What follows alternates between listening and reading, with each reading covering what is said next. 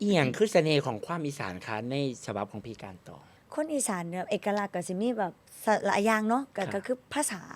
ภาษาภาษาในการเว้าแต่ล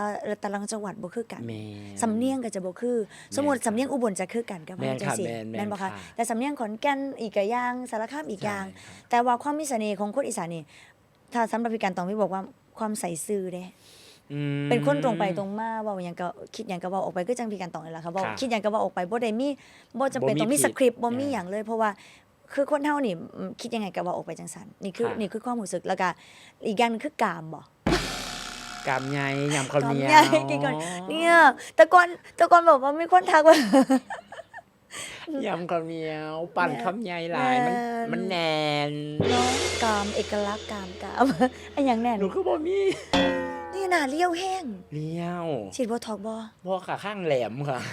แต่หน้าเราแบบหน้าเลี้ยวๆเนาะ